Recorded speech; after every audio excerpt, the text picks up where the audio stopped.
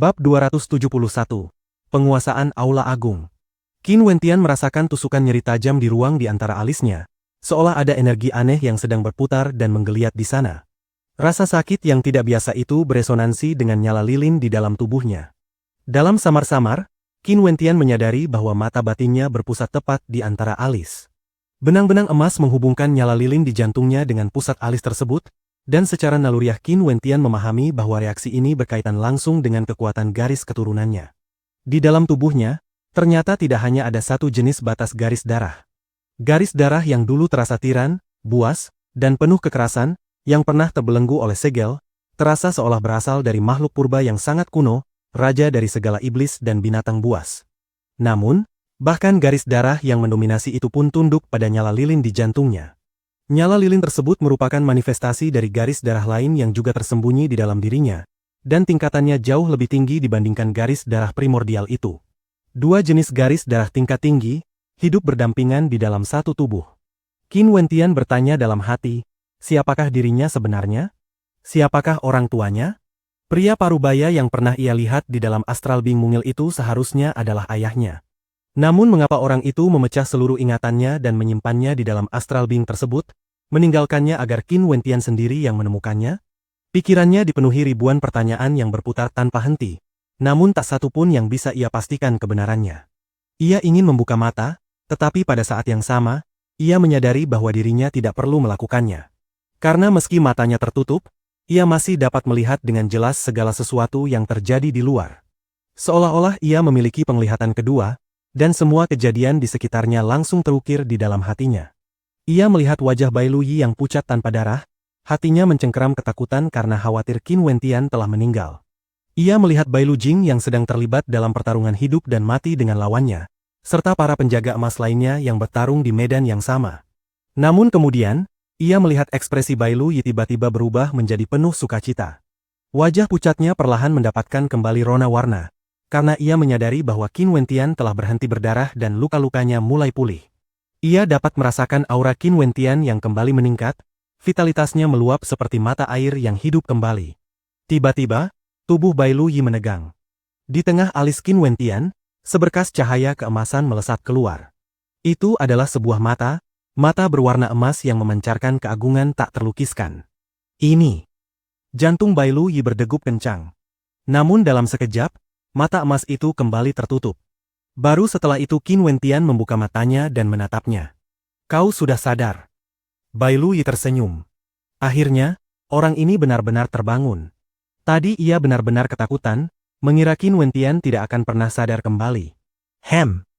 Qin Wentian mengangguk ringan, lalu mengalihkan pandangannya ke medan pertempuran. Pada saat itu, ia mendapati bahwa dirinya dapat melihat tingkat kultivasi siapapun yang tertangkap dalam pandangannya. Zhan Chen, Yang Fen, Zhu Sa, semuanya berada di tingkat ke-9 alam Yuan Fu. Dan klaim para penjaga emas ternyata benar. Mereka pun memiliki tingkat kultivasi di tingkat ke-9 Yuan Fu. Hah? Qin Wentian mengerutkan kening.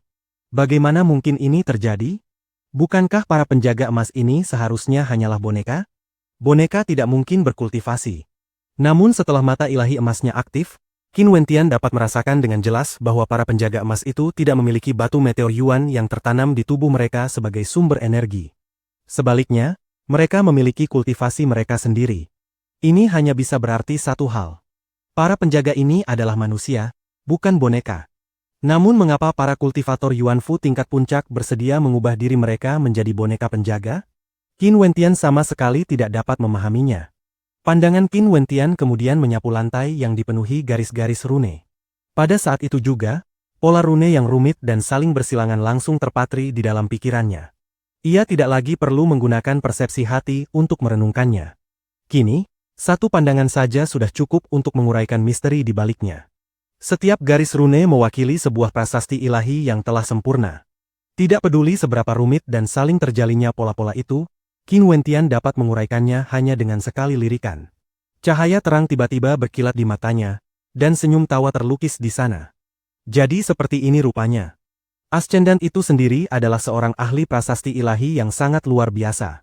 Di tempat ini, ia meninggalkan sebuah prasasti ilahi tingkat keempat kelas puncak, yang mampu membelah dirinya menjadi tak terhitung prasasti tingkat ketiga kelas puncak. Pencapaian seperti itu membuat Qin Wentian terdiam. Ia hanya bisa terengah-engah dalam kekaguman. Jika bukan karena transformasi tubuhnya, ia tidak akan pernah menyadari bahwa Aula Agung ini pada dasarnya adalah satu prasasti ilahi raksasa. Dalam sekejap mata, kesadaran Qin Wentian menyatu dengan prasasti ilahi tingkat keempat yang masif itu. Ia menguraikannya, memahaminya, dan jika ia ingin menggunakannya, itu akan menjadi perkara yang amat sederhana. Sudut bibir Qin Wentian terangkat membentuk senyum dingin yang menyeramkan, membuat Bai Lu Yi tertegun. Apa yang sedang dipikirkan orang ini sekarang? Dan mata emas yang ia lihat tadi, apa sebenarnya itu? Kau meninggalkan prasasti ilahi tingkat keempat di sini. Jika tak seorang pun menyadarinya, mereka hanya bisa mengandalkan kekuatan tempur pribadi atau bantuan prasasti tingkat ketiga di lantai untuk menghadapi para penjaga emas. Namun jika seseorang menemukan rahasia terakhir dari prasasti tingkat keempat ini, ia bisa mengakhiri segalanya hanya dengan satu jentikan jari dan menjadi pewaris sejati. Perencanaan yang benar-benar teliti. Qin Wentian tahu bahwa rangkaian ujian tanpa akhir di alam rahasia ini bertujuan untuk menyaring pewaris yang paling layak di mata Ascendant. Namun ketika ia, Qin Wentian, mencapai titik akhir ini, para penjaga emas berkata bahwa dirinya tidak layak menerima warisan. Tapi bagaimana dengan sekarang? Qin Wentian berdiri. Cahaya dingin yang menggetarkan berkedip di matanya saat ia memandang mereka yang masih terlibat dalam pertempuran. Ikut aku.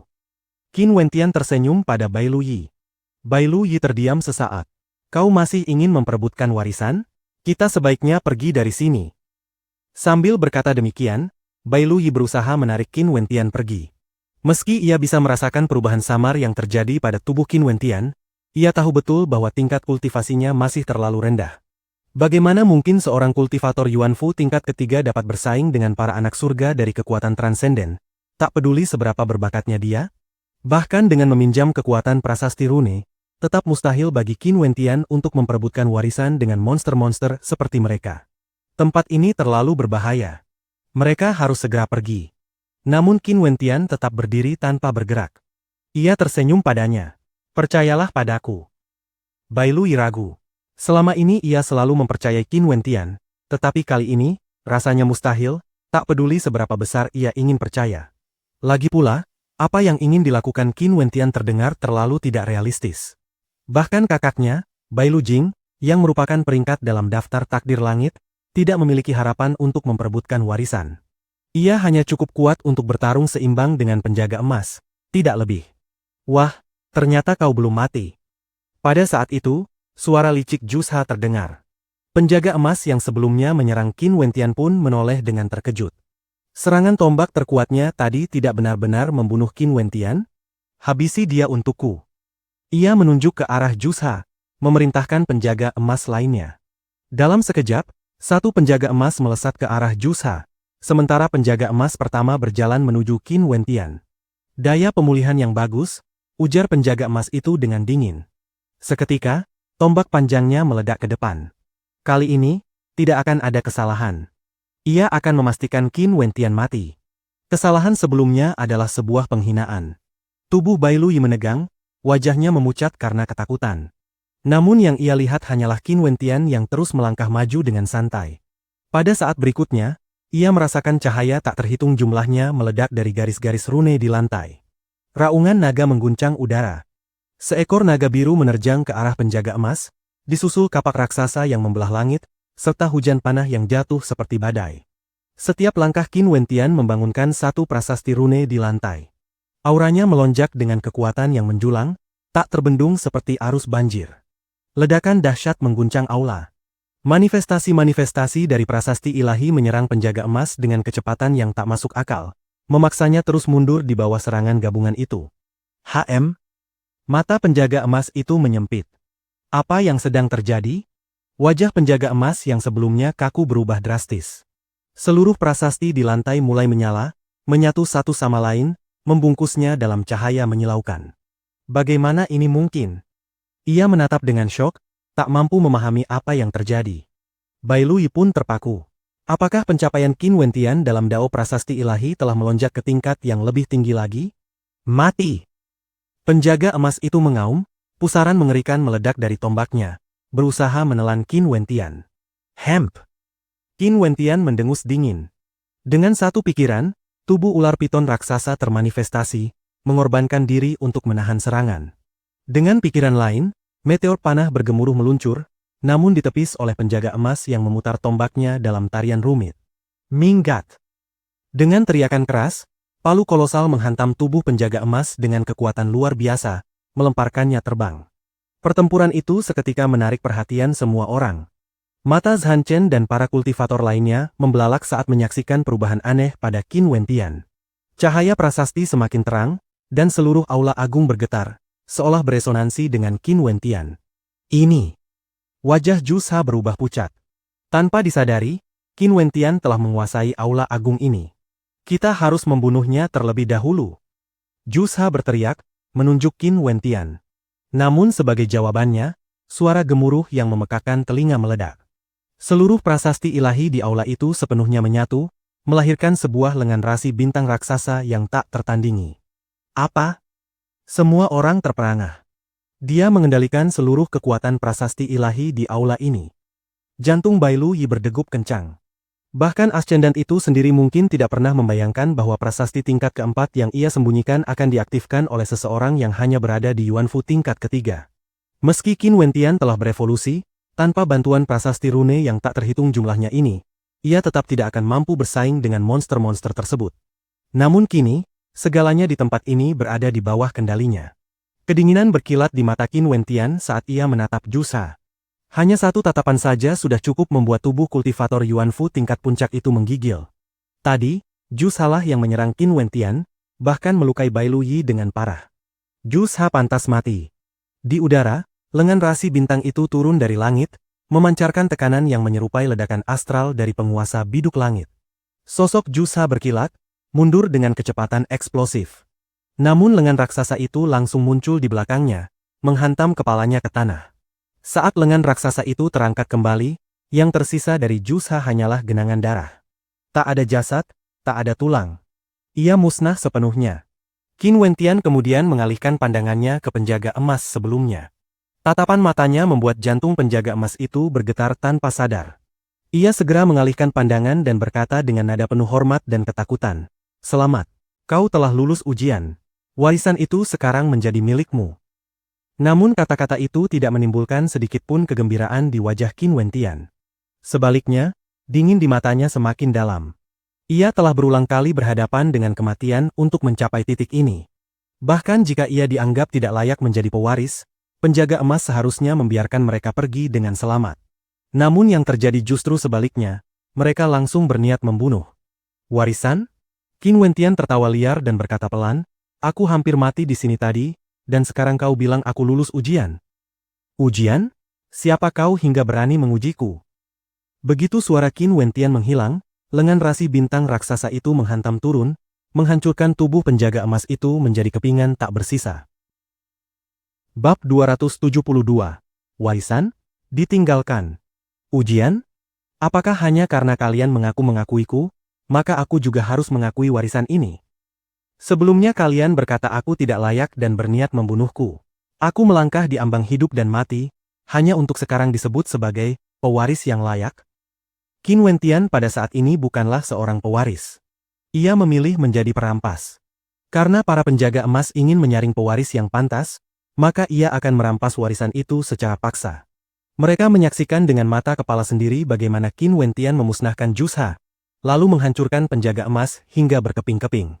Seluruh orang di aula agung terdiam menyaksikan, ekspresi wajah mereka berubah-ubah tak menentu. Semua perhatian tertuju pada satu sosok saja, Qin Wentian. Tiba-tiba, Qin Wentian menyapu pandangannya ke arah Zhan Chen. Niat membunuh yang mengerikan meledak keluar darinya tanpa penahanan. Saat Zhan Chen merasakan tatapan tanpa belas kasihan itu terkunci padanya, wajahnya berubah drastis. Ia tahu, Qin Wentian ingin membunuhnya. Dengungan keras terdengar saat angin mengamuk. Telapak tangan Qin Wentian bergerak, dan pada saat yang sama, lengan rasi bintang raksasa meniru gerakannya, langsung mencengkeram ke arah Zhan Chen. Di dalam aula agung ini, Qin Wentian adalah penguasanya. Roh astral Zhan Chen meledak keluar sepenuhnya, tubuhnya diselimuti cahaya pedang tak berujung. Pada saat itu, seolah seluruh kesadarannya telah menyatu dengan pedang. Tebas! Zhan Chen meraung. Setetes darah terbang dari jarinya dan jatuh ke dalam cahaya pedang. Seketika, pedang raksasa berwarna darah terbentuk dan menghantam lengan rasi bintang itu. Pedang darah tersebut menahan gerakan lengan raksasa, menciptakan suara gemuruh yang tak berhenti. Zhan Chen lalu menunjuk Qin Wentian, wajahnya setegas gunung. "Bunuh dia!" teriaknya. Hampir bersamaan, Yang Fen bergerak. Kedua telapak tangannya berkilauan oleh energi bintang dan bulan yang melimpah saat ia menerjang Qin Wentian. Namun pada saat itu juga, Bai Lu Jing muncul di sisi Qin Wentian dan membalas dengan teknik pemenggalan 9 matahari agung. Benang-benang emas muncul di udara, memotong manifestasi telapak perebut bintang milik Yang Fen. "Hemp!" Qin Wentian mendengus dingin. Suara gemuruh kembali terdengar saat garis-garis rune di lantai berdesis dan menyala. Kali ini, kekuatan gabungannya langsung mengarah pada Yang Fen, sementara beberapa tombak panjang termanifestasi dan melesat ke arah Zhan Chen. Wajah Zhan Chen memucat. Ia menepukkan kedua telapak tangannya, dan sebuah bola cahaya muncul di udara. Dengan satu tebasan, ia menghancurkan tombak tersebut, sementara cahaya dari bola itu menyelimuti tubuhnya. Dalam sekejap mata, Zhan Chen menghilang dan muncul kembali di luar aula agung. Kecepatannya begitu cepat, seolah ia berteleportasi. Namun begitu muncul kembali, ia langsung memuntahkan darah segar tanpa henti. Pandangan Qin Wentian mengikuti Zhan Chen. Tatapan mereka bertemu, niat membunuh yang pekat di mata masing-masing begitu kuat hingga mendistorsi udara di sekitarnya. Keduanya sama-sama menginginkan kematian satu sama lain.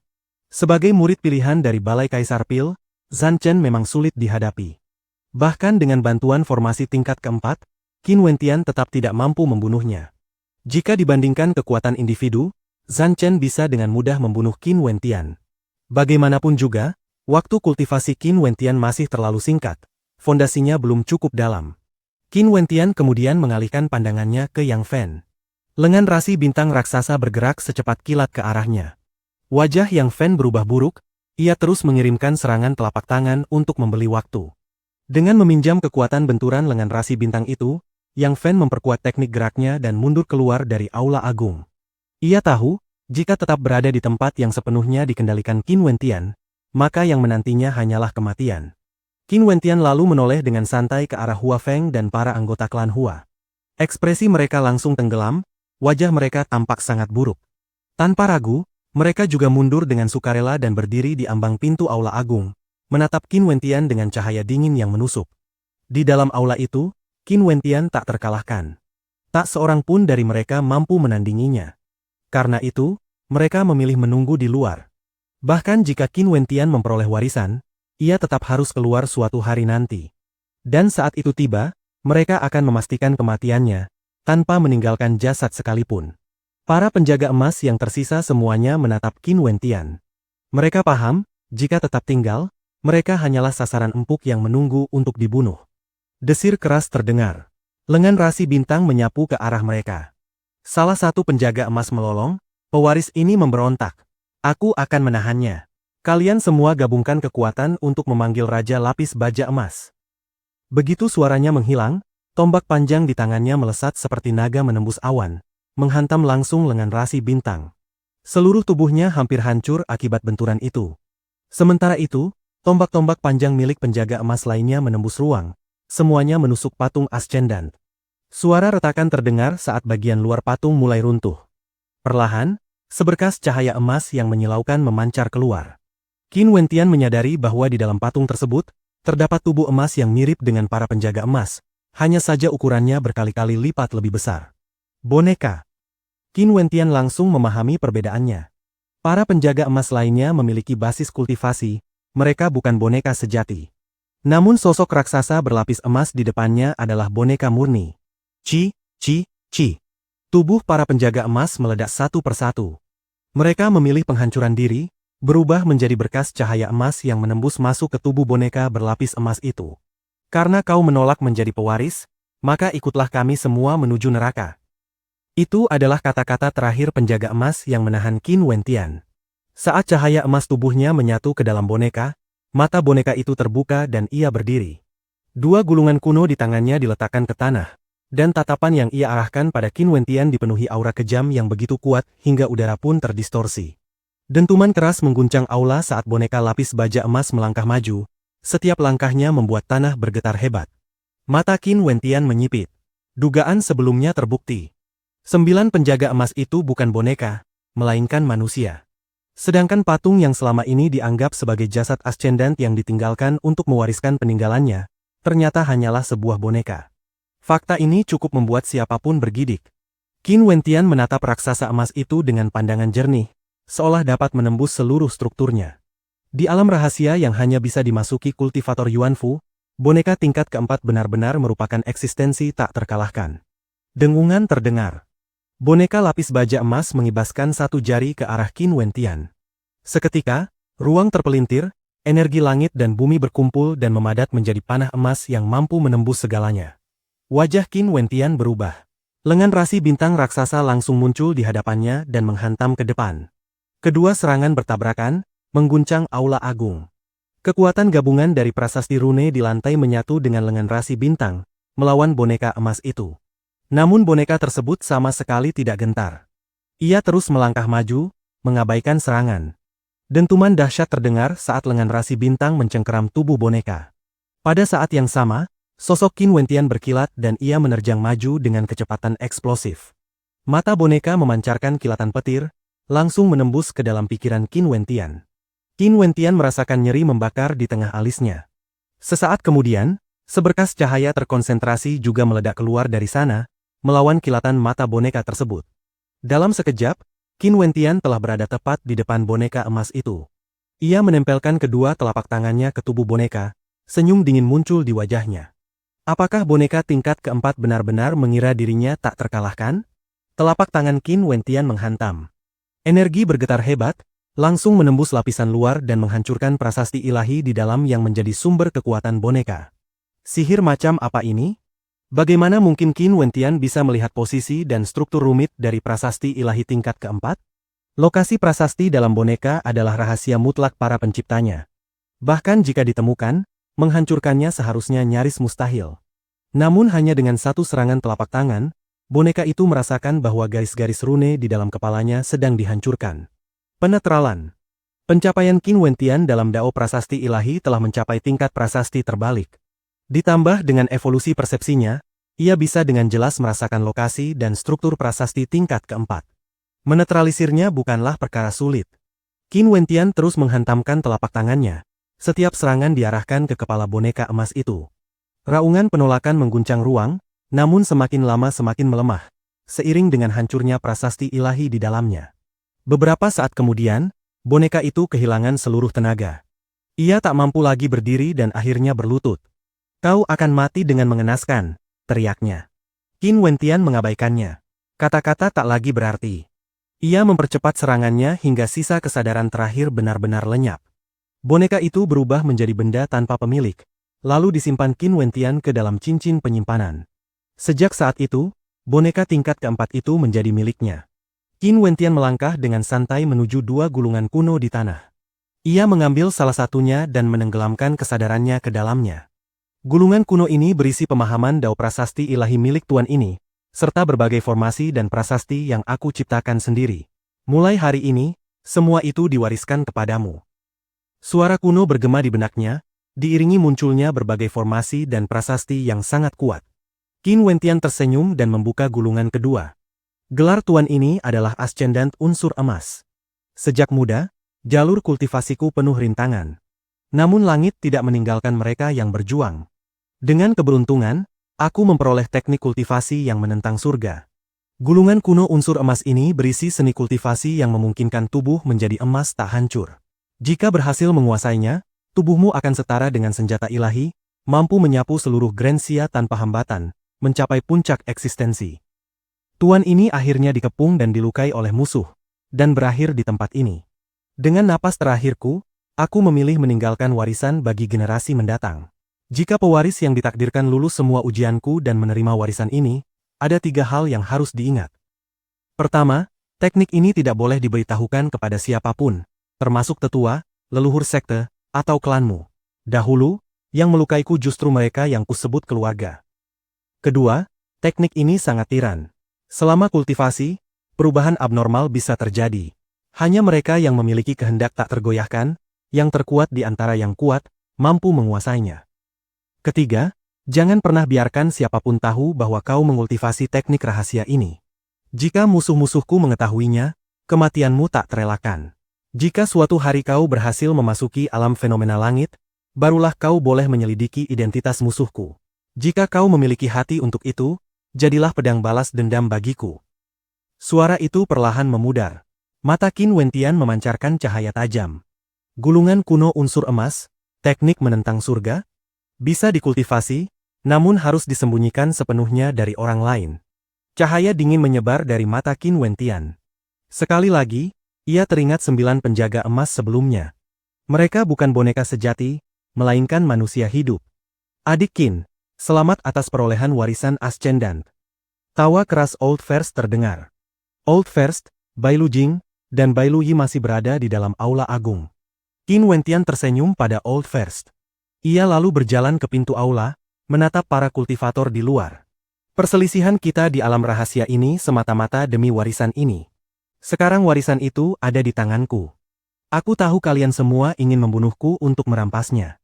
Aku, Qin, tidak sebodoh itu untuk berpikir bisa bertahan menghadapi seluruh benua bulan. Karena itu, aku bersedia melepaskan warisan ini kepada kalian semua. Setelah berkata demikian, Qin Wentian melemparkan gulungan kuno itu keluar. Semua orang tertegun. Warisan Ascendant? Qin Wentian benar-benar melepaskannya dengan sukarela. Bab 273. Debu akhirnya mengendap. Qin Wentian memilih untuk melepaskan warisan itu. 9 penjaga emas bukanlah boneka murni, melainkan manusia yang telah dibonifikasikan. Jika bukan karena indera jantungnya mengalami evolusi dan mata ketiganya terbuka, dia pasti akan tertipu oleh sandiwara mereka dan benar-benar mengira bahwa mereka hanyalah boneka tanpa kesadaran. Ke-9 penjaga emas itu tidak melepaskan astral soul mereka. Namun jelas terlihat bahwa mereka pernah membudidayakan suatu seni yang sangat aneh, hingga tubuh mereka perlahan berubah menjadi seperti boneka. Setelah membaca gulungan kuno elemen emas, Qin Wentian tak kuasa bertanya dalam hati. Mungkinkah ke-9 penjaga emas itu telah membudidayakan teknik ini sejak dulu? Kecurigaannya semakin menguat setelah ia mendengar kata-kata dari sang Ascendant. Suara itu berulang kali mengingatkan pewarisnya bahwa seni ini bersifat sangat tiranik. Selama proses kultivasi, akan muncul perubahan-perubahan abnormal pada tubuh. Bahkan lebih dari itu, ia menekankan bahwa teknik ini sama sekali tidak boleh diketahui oleh para tetua klan atau sekte. Hal tersebut membuat Qin Wentian merasa ada yang tidak beres. Walaupun suara itu menjelaskan bahwa dirinya pernah dikhianati oleh orang-orang yang ia sebut sebagai kerabat. Dan alasan ia meninggalkan warisan ini hanyalah untuk mencari pewaris yang ditakdirkan demi membalas dendam di masa depan. Qin Wentian tetap tidak bisa sepenuhnya mempercayainya. Jika benar hanya ingin mencari penerus, mengapa alam rahasia ini dibatasi hanya untuk kultivator tingkat Yuanfu? Mengapa tidak mengizinkan para penguasa bintang surgawi masuk? Mungkin alasannya adalah karena para penguasa bintang surgawi umumnya sudah berusia lanjut dan potensi mereka telah habis. Namun penjelasan itu sama sekali tidak selaras dengan logika penjaga emas yang sebelumnya mengatakan bahwa tingkat kultivasi Qin Wentian terlalu rendah untuk memenuhi syarat sebagai pewaris. Selain itu, meskipun basis kultivasinya saat ini memang belum tinggi, Qin Wentian mengetahui dengan jelas latar belakang luar biasanya. Ia bahkan telah mewarisi peninggalan Kaisar Azur. Dengan demikian, di hadapan warisan Ascendant ini, hatinya sama sekali tidak terguncang. Ditambah lagi, Qin Wentian adalah seseorang yang sangat tegas dalam mengambil keputusan. Karena ia meragukan kebenaran kata-kata Ascendant tersebut, maka pilihan terbaik baginya adalah langsung meninggalkannya. Ia sama sekali tidak merasa menyesal atas keputusan ini. Ia juga tidak memilih untuk memberikannya kepada Bai Lu Jing ataupun Bai Lu Yi, karena menurut pandangannya, kemungkinan besar seni kultivasi ini menyimpan masalah besar. Qin Wentian mengalihkan pandangannya ke para kultivator di luar aula besar. Mereka tidak bergerak sedikit pun, hanya menatap kosong gulungan kuno yang baru saja ia lemparkan. Jelas tak seorang pun menyangka bahwa Qin Wentian akan bertindak seperti ini. Namun ekspresi Bai Lu Yi dan yang lainnya berubah drastis. Warisan ini tidak mudah diperoleh. Tetapi setelah Qin Wentian mendapatkannya, ia justru melepaskannya begitu saja? Bagi para kultivator di luar aula besar seperti Zhan Chen, Yang Fen, Zhao Lai, dan Hua Feng, kekuatan besar di belakang mereka bisa dikatakan sebagai perwakilan dari seluruh benua bulan. Jika mereka benar-benar bersatu untuk memburu Qin Wentian, ia tidak akan punya pilihan selain melarikan diri. Hal itu tentu akan mengganggu rencananya untuk menancapkan pijakan di benua bulan, sekaligus menyeret Institut Rusa Putih milik klan Bailu ke dalam pusaran masalah. Gulungan kuno itu berisi teknik kultivasi yang ditinggalkan oleh Ascendant Elemen Emas. Aku memilih untuk melepaskan seluruh haku atasnya, wahai para rekan kultivator. Adapun gulungan yang satu ini, isinya adalah seluruh pemahaman Ascendant tersebut mengenai Dao Prasasti Ilahi. Di mata seorang Grandmaster, tidak ada godaan yang lebih besar dari ini, maka aku akan menyimpannya. Dengan demikian, dapat dikatakan bahwa aku, Qin Wentian, tidak mengecewakan kalian semua. Setelah kita keluar dari alam ini, anggaplah semua urusan telah selesai. Namun tentu saja, jika masih ada yang ingin menyimpan dendam, aku dengan senang hati akan menemanimu bermain. Suara Qin Wentian menggema di udara. Meski telah mengambil langkah ini, di dalam hatinya ia paham bahwa dendam dan permusuhan tidak mungkin lenyap hanya dengan satu kalimat. Terlebih lagi, rahasia Zhan Chen telah ia ketahui. Bagaimana mungkin orang seperti itu bisa dibiarkan begitu saja? Namun kini, setelah ia berbicara terus terang, Qin Wentian tentu tidak sebodoh itu untuk menjadi sasaran ribuan anak panah. Setidaknya, dengan melihat bahwa ia telah melepaskan warisan tersebut, para jenius dari kekuatan transenden lain tidak akan punya muka untuk memohon para tetua mereka agar turun tangan secara pribadi melawannya.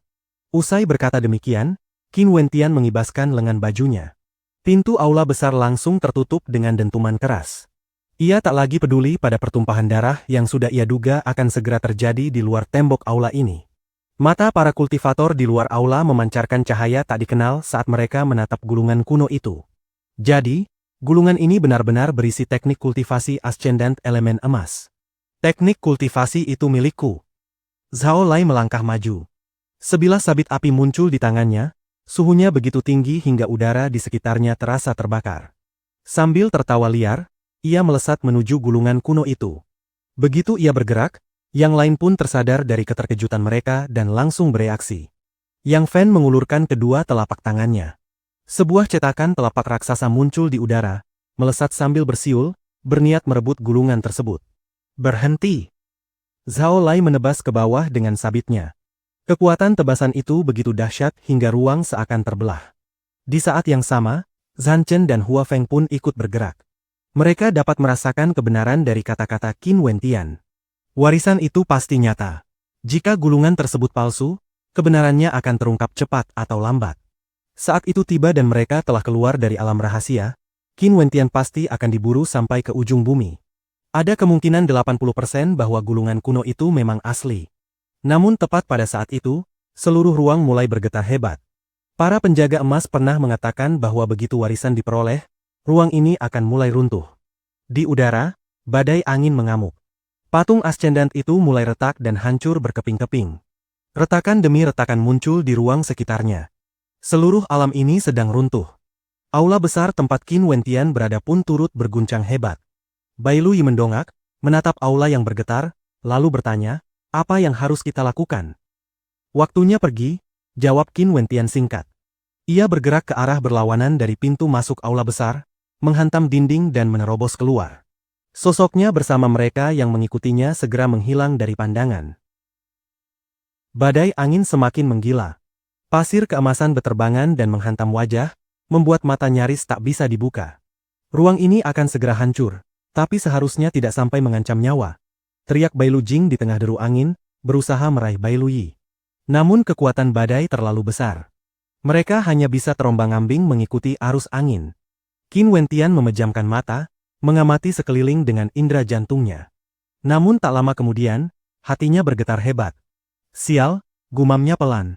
Gelombang pasir raksasa terangkat ke udara oleh badai, lalu runtuh seperti selimut raksasa yang hendak mengubur mereka. Awalnya mereka memilih untuk tetap bersama, tetapi ketika gelombang pasir itu menghantam, dampaknya melemparkan mereka ke arah yang berbeda. Keempatnya tercerai-berai. 3 hari kemudian, kabar menyebar bahwa alam rahasia prasasti ilahi telah menghilang. Seluruh kota kuno terkubur di bawah lautan pasir. Banyak orang berkumpul di lokasi itu, menatap ruang tempat kota kuno dahulu berdiri. Namun selain sisa-sisa reruntuhan yang tertutup pasir, tak ada apapun yang bisa dilihat selain hamparan pasir keemasan. Apa yang sebenarnya terjadi di dalam sana? Rasa ingin tahu membara di hati banyak orang. Rumor mengatakan bahwa alam rahasia tersebut adalah tempat kultivasi dao milik seorang Ascendant fenomena surgawi, dan bahkan mungkin menyimpan warisan. Jika rumor itu benar, Mengapa akhirnya menjadi seperti ini? Mengapa alam rahasia itu lenyap? Dan siapa yang memperoleh warisan ascendan tersebut? Berita ini perlahan menyebar ke seluruh benua bulan. Tak lama kemudian, terdengar kabar bahwa peringkat ke-11 daftar takdir surgawi, Zhan Chen, telah kembali ke Aula Kaisar Pil. Setelah itu, Yang Fen dari Rumah Penangkap Bintang, Zhao Lai dari Sekte Langit Bara, dan Hua Feng dari klan Hua juga masing-masing kembali ke sekte dan klan mereka. Dan akhirnya, beredar kabar bahwa warisan ascendan itu jatuh ke tangan Zhan Chen dari Aula Kaisar Pil. Banyak orang menghela napas dalam hati. Zhan Chen memang layak dengan reputasinya sebagai peringkat ke-11. Dengan memperoleh warisan tersebut, status Aula Kaisar Pil pasti akan semakin melambung. Adapun kejadian sebenarnya di dalam alam rahasia, tak seorang pun mengetahuinya, kecuali mereka yang berhasil kembali hidup-hidup. Bai Lu Jing dan Bai Lu Yi juga telah kembali ke Institut Rusa Putih. Setelah mendengar berbagai rumor dan gosip di luar, Bai Lu Yi tak bisa menahan dengusan meremehkan. Dalam semua rumor itu, tidak satu pun menyebut nama Qin Wentian. Barangkali, para jenius dari kekuatan transenden yang dipaksa keluar dari aula besar merasa sangat malu. Mereka terlalu gengsi untuk menyebarkan aib semacam itu.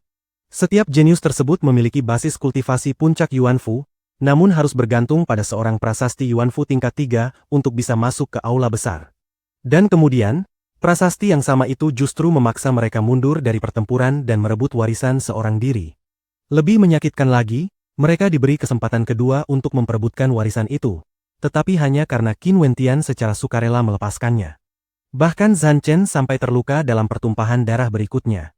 Betapa memalukan semua itu. Karena itulah, kebenaran perkara ini hanya diketahui oleh mereka yang berada di dalam alam rahasia, atau mereka yang telah terkubur mati di padang pasir. Demi Qin Wentian, Bai Lu Jing dan Bai Lu Yi memilih untuk tidak menyebarkan kejadian yang sebenarnya. Jika masalah ini tersebar, nama Qin Wentian akan mengguncang seluruh benua bulan.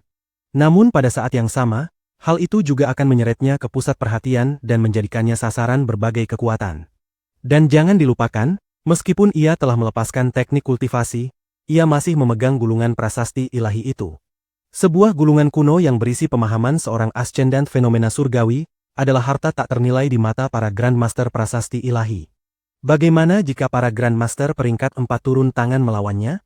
Bagaimanapun, tidak ada seorang pun yang mengetahui keberadaan Qin Wentian saat ini. Bai Lu Yi berdiri di atas atap sebuah paviliun, menatap jauh ke arah cakrawala. Di suatu tempat di gurun keemasan itu, di dalam sebuah aula yang tampak hampir runtuh, Qin Wentian duduk bersila. Di sampingnya berdiri sesosok boneka. Boneka itu bukan lain adalah boneka raja berlapis emas yang ia peroleh dari medan ujian. Qin Wentian tentu memahami metode pemurnian boneka. Kini, setelah bertemu boneka tak bertuan ini, bagaimana mungkin ia menyia-nyiakan kesempatan untuk mengikatnya? Ini adalah boneka peringkat 4 yang luar biasa kuat. Dalam pandangan Qin Wentian, boneka tidak berbeda dengan senjata ilahi. Metode pemurniannya pada dasarnya sama. Setelah senjata ilahi ditempa, prasasti ilahi akan diukir di atasnya, memberikan berbagai kekuatan dan atribut yang diinginkan. Untuk memurnikan boneka, perbedaannya hanya terletak pada penanaman ikatan jiwa. Ikatan ini memungkinkan pencipta atau pemiliknya mengendalikan boneka sepenuhnya. Ikatan tersebut hanya akan terputus jika seseorang secara paksa menghapusnya. Saat ini, Qin Wentian sedang memperbaiki prasasti yang tertanam di kepala boneka, sembari memancarkan untaian kehendaknya untuk membentuk ikatan jiwa. Bahan yang digunakan untuk menempa boneka ini membuat pertahanannya luar biasa kuat.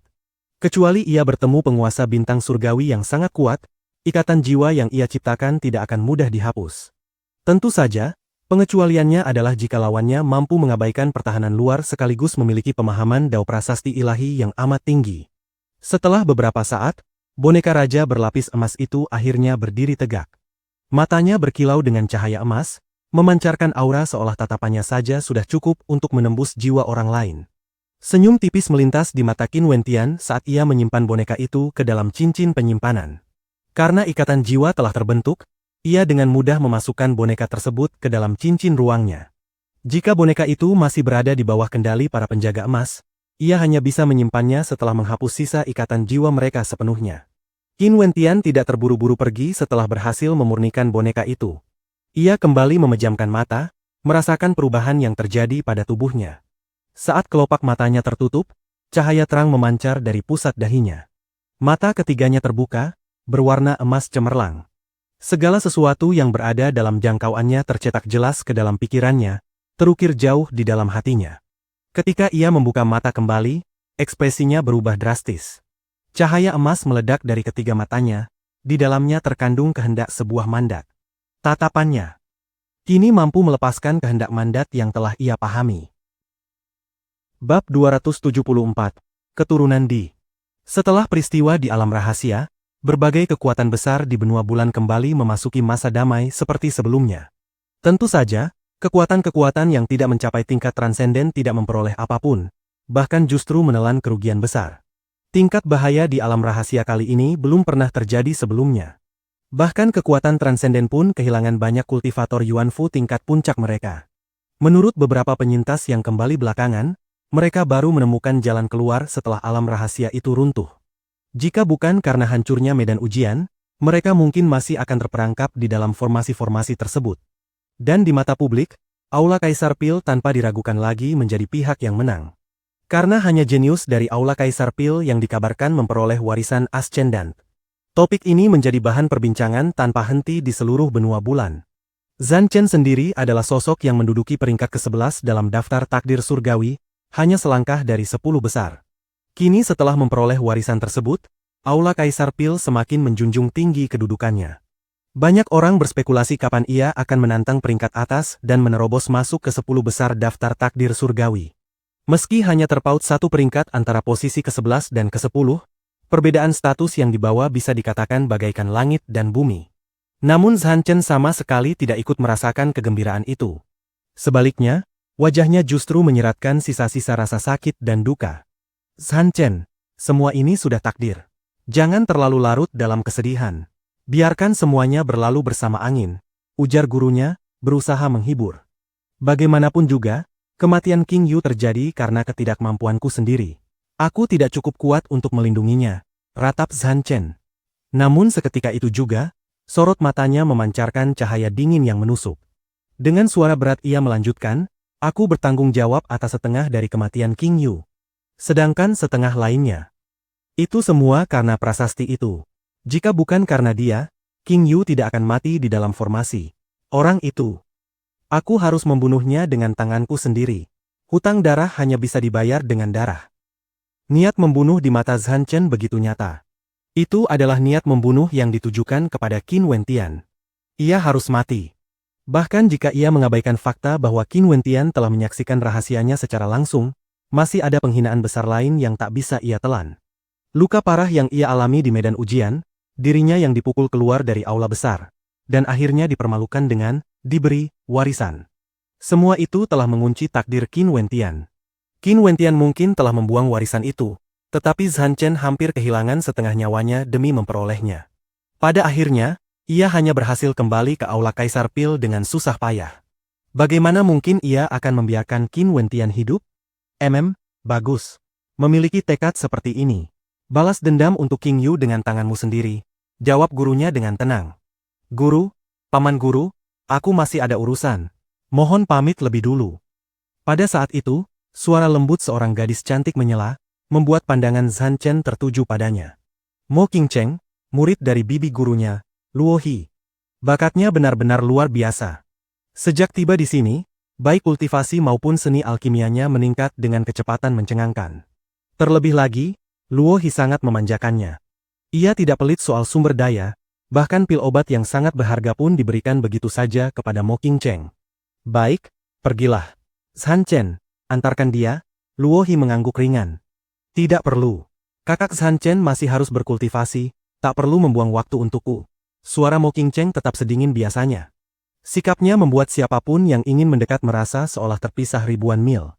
Setelah berkata demikian, ia sedikit membungkuk lalu pergi. Bai Fei yang berada di samping Mo Qingcheng melirik Zhan Chen dalam-dalam. Tatapannya menyimpan emosi yang sulit dijelaskan. Zhan Chen adalah kultivator paling menonjol di bawah ranah penguasa bintang surgawi. Ia selalu tampil sopan, berwibawa, ramah, dan mudah didekati. Namun Bai Fei juga tahu, antara dirinya dan Zhan Chen tidak mungkin ada apa-apa. Di matanya, kakak Zhan Chen berdiri terlalu tinggi, berada di puncak yang tak terjangkau. Dulu adalah King Yu, dan kini Mo Qingcheng. Bai Fei tak bisa menahan desahan di dalam hatinya. Ia mempercepat langkah untuk menyusul Mo Qingcheng. Saat punggung ramping Mo Qingcheng terlihat di depan mata, sorot mata Bai Fei bergetar. Bibirnya bergerak seakan ingin mengatakan sesuatu, tetapi pada akhirnya ia tetap memilih diam. Ia tahu dengan jelas bahwa prasasti yang disebut Zhan Chen tidak lain adalah Qin Wentian. Zhan Chen ingin membunuh Qin Wentian. Jika ia benar-benar memberitahu Mo Qingcheng bahwa Qin Wentian telah datang ke benua bulan dan bahkan memasuki alam rahasia prasasti ilahi, ia tak tahu bagaimana reaksi Mo Qingcheng nantinya. Karena itu, ia memilih untuk tetap bungkam. Karena kakak Zhan Chen berniat membunuh Qin Wentian, maka Qin Wentian bisa dianggap sudah mati. Seharusnya tak ada lagi kemungkinan antara Qin Wentian dan Mo Qingcheng. Di Institut Rusa Putih, di atas atap sebuah paviliun, Bai Luyi menatap kolam di depannya. Rasa khawatir perlahan muncul di hatinya. Sudah sebulan berlalu, tetapi Qin Wentian belum juga kembali. Ia takut sesuatu yang buruk telah menimpanya. Haha, kau sedang memikirkan bocah itu lagi? Suara tawa terdengar mendekat. Bai Luyi mengalihkan pandangannya dan melotot ke arah kakaknya. Tidak, apa yang kau bicarakan? Masih tidak mau mengaku? Beberapa hari ini, ada seseorang yang mengurung diri di kamar dan bahkan mengabaikan kultivasinya. Bai Lujing tersenyum sambil menggoda. Bahkan kalau kakakmu sendiri menghilang setahun lebih, sepertinya kau tidak akan sekhawatir ini, bukan? Kekuatan tempurmu begitu tinggi, mana mungkin terjadi sesuatu padamu? Jawab Bai Luyi sambil tertawa. Basis kultivasinya masih rendah. Meski ia telah melepaskan warisan itu, jika ia bertemu lagi dengan orang-orang itu, mereka pasti tidak akan menunjukkan belas kasihan. Seharusnya kau lebih percaya padanya, goda Bai Lujing. Kau benar. Bocah itu punya terlalu banyak cara. Bahkan jika itu kelompok orang-orang tersebut, membunuhnya bukan perkara mudah. Wajah Bai Luyi akhirnya mengendur. Meski belum lama mengenal Qin Wentian, pria itu memiliki pesona unik. Sikapnya membuat orang merasa ia luar biasa, meskipun tingkat kultivasinya rendah. Tidak akan mudah bagi siapapun yang ingin menyentuhnya. Zhan Chen, Yang Fen, dan Zhao Lai semuanya dijuluki anak langit terpilih. Namun ketika memperebutkan warisan, siapa di antara mereka yang tidak dipaksa mundur oleh Qin Wentian? Bagaimanapun, ada urusan merepotkan di institut kita. Seseorang yang menyebalkan baru saja datang, ujar Bai Lujing dengan nada lesu, membuat Bai Luyi terkejut. Apa yang terjadi dengan institut? Kau masih ingat apa yang dikatakan para tetua tentang asal-usul kita? Jelas Bai Lujing. Kata-katanya membuat jantung Bai Luyi menegang. Tentu saja ia ingat. Ia bahkan pernah membahasnya dengan Qin Wentian di dalam alam rahasia. Qin Wentian memegang token Kaisar Azur. Ia adalah penerus Kaisar Azur. Tentu, jawab Bai Luyi. Ada seseorang yang mengaku berasal dari garis keturunan langsung klan yang ingin mengambil alih Institut Rusa Putih, ujar Bai Lujing. Ekspresi terkejut langsung muncul di wajah Bai Luyi. Keturunan langsung klan Di? Dan ia ingin menguasai Institut Rusa Putih? Bagaimana mungkin? Lalu bagaimana dengan Qin Wentian? Qin Wentianlah yang memiliki token Kaisar Azur. Dan seharusnya, hanya penerus sejati yang mengetahui keberadaan faksi Azur yang tersembunyi. Bai Luyi merasakan bahwa masalah ini sama sekali tidak sesederhana kelihatannya. Kapan orang itu datang? Tanya Bai Luyi lagi. Hari ini. Dan sepertinya ia telah menyelidiki institut kita dengan sangat menyeluruh. Ia bahkan tahu tentangmu, jawab Bai Lujing sambil tersenyum pahit. Ini persis seperti yang pernah diduga Qin Wentian. Waktu telah mengikis semua hal yang berkaitan dengan faksi Azur. Meski mereka masih mengikuti ajaran leluhur, keyakinan sejati sebagai bagian dari faksi Azur telah lama memudar, terutama di generasi muda yang tak lagi memiliki rasa keterikatan terhadap faksi Azur tersembunyi dari istana Kaisar Azur. Ia tahu tentangku. Bai Luyi sedikit bingung. Orang itu sangat sombong. Pertama, ia ingin seluruh institut tunduk pada perintahnya dan berada di bawah kendalinya. Lalu, sebagai anggota cabang utama, ia berniat memberi kompensasi pada Institut Rusa Putih karena harus menyembunyikan identitas selama ribuan tahun. Oleh karena itu, ia bersedia mengizinkanmu menikah dengannya dan masuk ke cabang utama sebagai bentuk ganti rugi, ujar Bai Lujing sambil tertawa terbahak. Awalnya, ia tak memiliki perasaan khusus terhadap garis darah Kaisar Azur. Namun setelah bertemu orang yang begitu absurd, bagaimana mungkin ia bisa bersimpati? Seluruh perkara ini terasa konyol sampai-sampai mengundang tawa. Ayo kita lihat, jawab Bai Luyi. Ia pun pergi bersama Bai Lujing. Tak lama kemudian, mereka tiba di sebuah halaman tempat beberapa orang berkumpul. Yang memimpin bukanlah tetua institut, melainkan seorang pemuda berjubah panjang berwarna emas, memancarkan arogansi seorang bangsawan. Di belakang pemuda itu berdiri seorang tetua dengan kehadiran yang nyaris tak terasa. Hal ini justru menandakan betapa luar biasanya tetua tersebut. Saat menyadari kedatangan Bai Luyi, pandangan pemuda itu menyapu ke arahnya dengan penuh penilaian. Wajahnya secantik bidadari dengan tubuh bak iblis penggoda. Matanya langsung berbinar saat ia berkomentar, "Jadi ini kecil." "Yi kecil?" Bai Luyi tertegun. Ia hanya bisa menatap pemuda itu tanpa kata. Bahkan Qin Wentian, yang begitu dekat dengannya, tak pernah sekalipun memanggilnya seperti itu. Namun ini adalah pertemuan pertama mereka, dan pemuda itu sudah memanggilnya Yi kecil. "Bolehkah aku tahu siapa dirimu?" tanya Bai Luyi. "Halo, namaku Di Cheng. Aku berasal dari garis keturunan langsung Kaisar Azur dan juga satu-satunya penerusnya," jawab pemuda itu dengan nada penuh kesombongan. Bai Luyi menatapnya dan langsung bertanya tanpa basa-basi, "Apakah kau memiliki token Kaisar Azur?" Halaman ini terletak di jantung Institut Rusa Putih.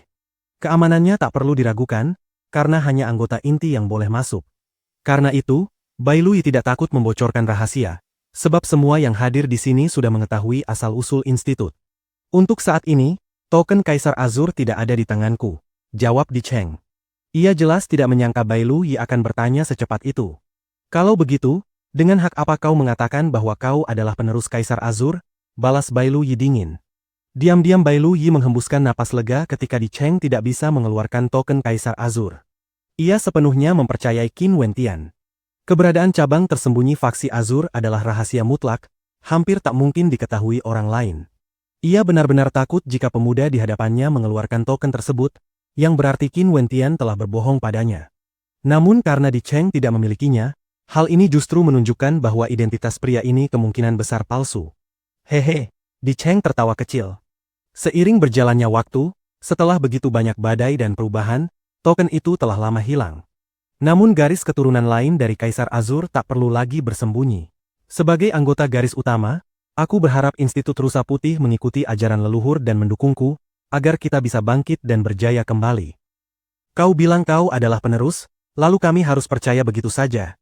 balas Bai Luyi tanpa sedikit pun sopan santun. Faksi Azur tersembunyi telah bersembunyi selama bertahun-tahun. Hanya penerus sejati yang memegang token Kaisar Azur yang tahu lokasi kami. Siapa sebenarnya dirimu, dan bagaimana caranya kau mengetahui tentang Institut Rusa Putih kami? Bab 275. Di Feng, Kaisar Azur. Pada masa kejayaan Kaisar Azur, Istana Kaisar Azur merupakan kekuatan transenden terkuat di seluruh Grand Xia. Para ahli di dalamnya bagaikan awan di langit, jumlahnya tak terhitung. Di antara para ahli tersebut, tidak semuanya bermarga di. Ada murid-murid Kaisar Azur, para pelindung setia, bahkan para pelayan yang mengabdikan hidup mereka. Seluruh kelompok ini dikenal sebagai faksi Azur. Setelah Istana Kaisar Azur nyaris hancur, sebagian besar orang-orang ini diam-diam menghilang. Mereka bersembunyi di berbagai penjuru Grand Xia, sampai-sampai mengganti marga dan hidup dengan identitas palsu. Namun, meski bersembunyi, mereka semua memegang satu misi yang sama, yakni kembali mengikuti penerus Kaisar Azur. Siapapun yang memegang token Kaisar Azur akan memperoleh kendali atas seluruh cabang faksi Azur yang tersembunyi, memungkinkan mereka bangkit dari abu kehancuran dan kembali berdiri di puncak Grand Xia. Inilah ajaran leluhur yang diwariskan kepada Institut Rusa Putih. Namun penantian itu berlangsung terlalu lama. Ribuan tahun berlalu tanpa kabar. Seiring berjalannya waktu, kesetiaan cabang-cabang faksi Azur yang tersembunyi perlahan memudar. Kini, satu-satunya hal yang masih mengikat mereka hanyalah ajaran leluhur yang diwariskan turun-temurun. Orang yang memegang token Kaisar Azur secara alami akan menjadi penerus. Pada masa lalu, sebagian murid Kaisar Azur mengganti marga mereka menjadi Di. Mereka adalah kelompok yang paling setia, dan tugas memilih penerus juga jatuh ke tangan mereka. Ketika mendengar kecurigaan Bai Luyi, lelaki tua yang berdiri di belakang Di Cheng tak kuasa menahan amarahnya. "Kurang ajar." Dengkusan dingin itu meledak seperti cambuk, menggema keras di halaman yang sunyi. Namun Di Cheng hanya tersenyum santai sambil melambaikan tangan. "Yi kecil masih muda, jangan marah padanya. Karena Yi kecil ingin mendengar kebenaran, akan kuberitahu. Saat ini, orang yang bertanggung jawab menjaga token Kaisar Azur telah ditangkap oleh Istana Sembilan Misterius.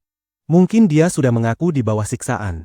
Jika itu benar, maka keberadaanmu dan seluruh cabang faksi Azur yang tersembunyi akan segera terungkap, dan kalian semua akan dimusnahkan oleh musuh-musuh leluhur kita. Karena itulah aku harus bertindak lebih dulu, menyatukan seluruh cabang faksi Azur. Ajaran leluhur menyatakan bahwa hanya penerus yang memegang token yang mengetahui keberadaan kami. Jika token Kaisar Azur tidak ada di tanganmu, bagaimana kau bisa mengetahui keberadaan kami? Ataukah cabang utama sudah melanggar ajaran leluhur? Seorang tetua agung dari Institut Rusa Putih menyela dengan nada datar, namun kata-katanya setajam pisau. Akan kujelaskan pada senior di lain waktu, Di Cheng tertawa ringan. Institut Rusa Putih adalah cabang pertama yang ingin kusatukan. Aku tentu tidak akan memperlakukan institut ini dengan buruk.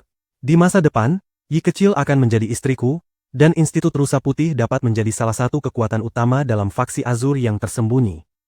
Siapa bilang aku ingin menjadi istrimu? Bai Lu Yi tak menyangka pemuda ini begitu tidak tahu malu, berbicara seolah-olah ia sedang menganugerahkan berkah besar pada dirinya dan institut. Rasa kesal membuatnya menarik napas dalam-dalam, dadanya naik turun jelas, membuat mata Di Cheng berbinar. Kita lanjutkan pembicaraan ini lain waktu saja, Tuan Muda. Silakan beristirahat terlebih dahulu, seorang tetua agung lainnya menyela. Jelas ia sudah tak berminat melanjutkan pembahasan. Di Cheng pun memahami bahwa mustahil menundukkan seluruh institut sekaligus. Ia mengangguk setuju dan pergi. Setelah tempat tinggal Di Cheng diatur, jajaran atas Institut Rusa Putih kembali berkumpul untuk bermusyawarah. Di aula utama, para tokoh inti institut berkumpul. 4 tetua agung, 9 tetua besar, serta para penerus garis langsung generasi muda yang memiliki kekuatan luar biasa. Orang yang memimpin diskusi tak lain adalah kakek buyut Bai Lu Yi, sekaligus kepala Institut Rusa Putih saat ini. Rambut dan janggutnya memutih sepenuhnya. Namun matanya memancarkan vitalitas harimau dan naga, aura wibawanya terasa di setiap gerakan. Katakan, apa pendapat kalian tentang perkara ini? Tanyanya dengan tenang, menatap keempat tetua agung. Aku tidak setuju. Institut Rusa Putih telah berdiri sebagai kekuatan sendiri. Mengapa kita harus tunduk pada orang lain? Terlebih lagi, Di Cheng bahkan tidak memegang token. Ujar seorang tetua agung dengan nada tidak senang. Benar. Kita harus mempertimbangkannya dengan matang. Ajaran leluhur memang penting, tetapi identitas Di Cheng pun belum bisa dipastikan. Aku setuju dengan kakak tertua. Tetua agung terakhir mengetukkan jarinya pada sandaran kursi sebelum berkata, mari kita dengar pendapat generasi muda. Bai Lu Yi memperhatikan sikap para tetua. Yang membuatnya terkejut, para tetua agung ternyata cenderung menentang. Senyum pahit muncul di wajahnya saat ia teringat pada Qin Wentian. Tampaknya jalan yang dipilih Qin Wentian tidak akan semulus yang ia bayangkan. Yi kecil, bagaimana menurutmu? Tanya seorang tetua yang tak lain adalah kakeknya sendiri. Bai Lu Yi merenung sejenak sebelum menjawab, aku tak berani berspekulasi tentang keputusan para tetua dan tetua agung. Aku hanya berharap Institut Rusa Putih tetap seperti sebelumnya, bersembunyi di benua bulan.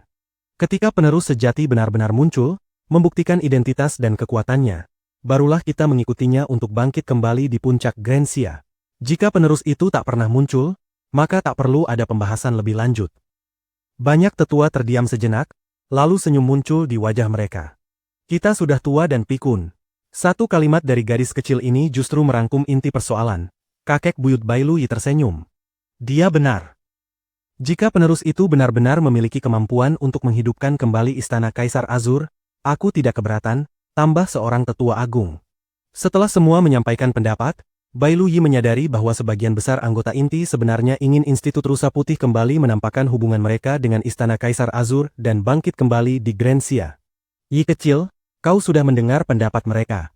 Katakan lebih jauh apa yang kau pikirkan, ujar kakek buyutnya lembut. Kakek buyut, tampaknya sebagian besar anggota inti tidak puas dengan posisi institut kita saat ini. Bai Lu Yi tersenyum tipis. Pada akhirnya, Kekaisaran Grand Xia tetap didominasi oleh kekuatan transenden.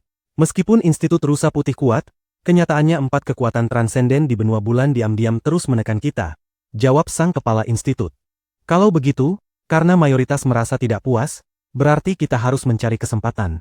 Bai Lu Yi mengangguk. Maksudmu, tunduk pada Di Cheng? Tanya lelaki tua itu. Bukan. Aku percaya pada penerus sejati Kaisar Azur. Pemegang token Kaisar Azur pasti adalah sosok luar biasa. Jawab Bai Lu Yi sambil tersenyum manis, matanya berbinar. Ia merasa kemunculan Di Cheng mungkin bukan hal buruk bagi Qin Wentian. Setidaknya, dengan sikap Di Cheng, Mustahil ia meyakinkan Institut Rusa Putih untuk mengikutinya. Kakek buyutnya terlihat bingung. Mengapa gadis ini begitu percaya pada penerus yang bahkan belum muncul? Namun Di Cheng mengatakan penjaga token Kaisar Azur telah ditangkap oleh Istana Sembilan Misterius. Tak ada yang tahu di mana token itu sekarang. Kakek buyut, apakah kakek mempercayai ucapannya? Tanya Bai Luyi. Lelaki tua itu tertawa sambil menggeleng. Tidak. Cukup. Kita bahas ini lagi nanti. Generasi muda boleh pergi terlebih dahulu. Ingat, berhati-hatilah dan jangan sampai kabar pertemuan ini bocor. Jika tidak, jangan salahkan para tetua agung bila bertindak tegas.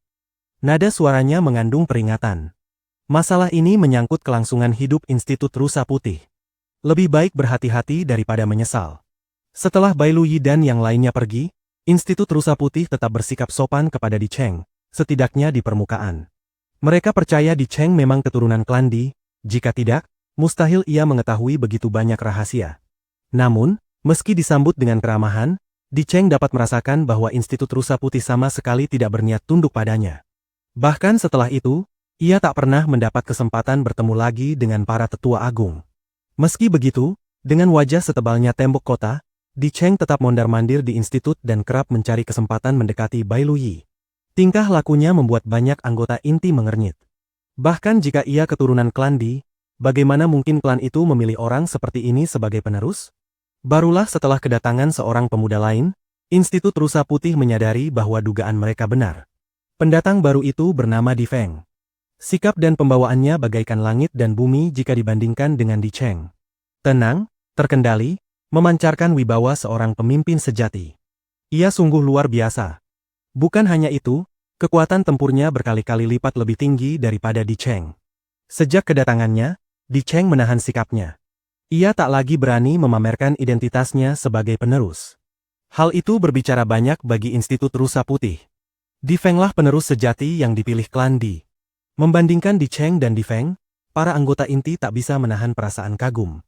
Mungkin, pemuda ini benar-benar memiliki kemampuan untuk memimpin faksi Azur bangkit kembali. Di arena latihan Institut Rusa Putih, banyak pasang mata tertuju pada dua pemuda yang berdiri berhadapan. Mereka adalah Di Feng dan Bai Lujing. Dalam pertukaran serangan, Bai Lujing jelas berada di posisi tertekan. Benturan demi benturan memaksanya mundur tanpa henti. Setelah kekuatan benturan mereda, kilatan tajam muncul di matanya. Kau pasti memiliki identitas lain, bukan? Di Feng mengibaskan lengan bajunya, senyum dingin terukir di wajahnya.